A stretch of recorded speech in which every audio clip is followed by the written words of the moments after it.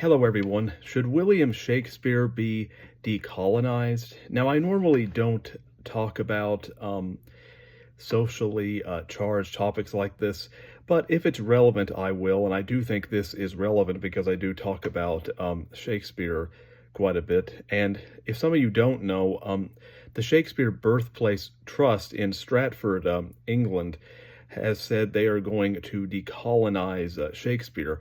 I don't really even know what that means, though, because Shakespeare lived mostly before colonial times. He was alive when Jamestown was founded, but died about 4 years before Plymouth. So he was around when it was starting, but still mostly he's pre-colonial. And so, to me, that's a baffling kind of statement. These people must not know history very well, but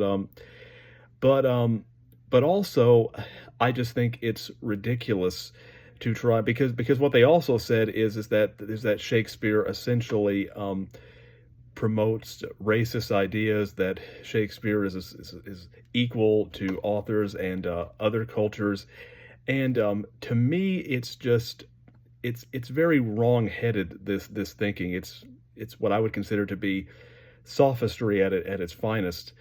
Um, because for one, Shakespeare is not purely cultural. He is universal. Yes, he writes, from the European perspective because that's who he is. But Shakespeare speaks universally to all people, not just people from one specific culture. So I just don't think that charge is correct. But also, to me, this just seems like people are trying to morally judge Shakespeare and act superior to him because they can't actually contend with his ideas and his language. They're trying to mask their intellectual inadequacy with moral superiority. To me, that's all this really is. And I will say also that when it comes to the so-called ideals of modern society versus Shakespeare, in most cases, I will side with Shakespeare every single time. But to me, this is driven far more by political ideology than a genuine love for art.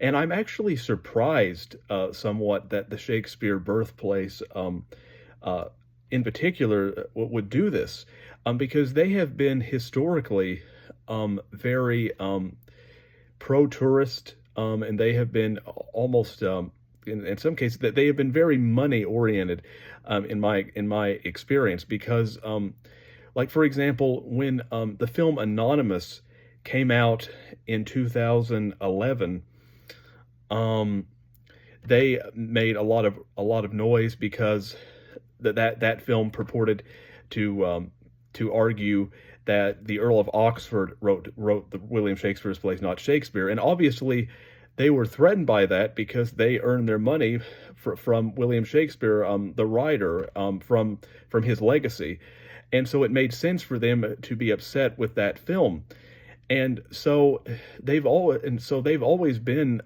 tourist friendly in that regard. So this just seems like they're deliberately trying to sabotage themselves. And also, I would say, Stan, I would who I would really like to hear from is Professor Stanley Wells, who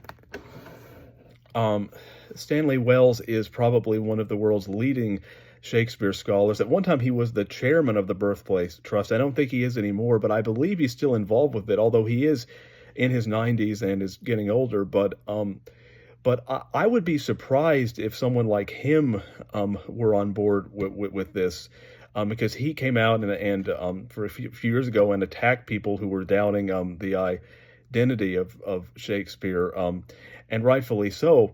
And so, but now it's possible that he could be behind it, but it's confusing to me. Now it's also possible that, being an old man, they perhaps just raked him over the coals. It's an odd thing for them to do. It doesn't really make sense, even from a practical perspective. But at the same time, I also think that this.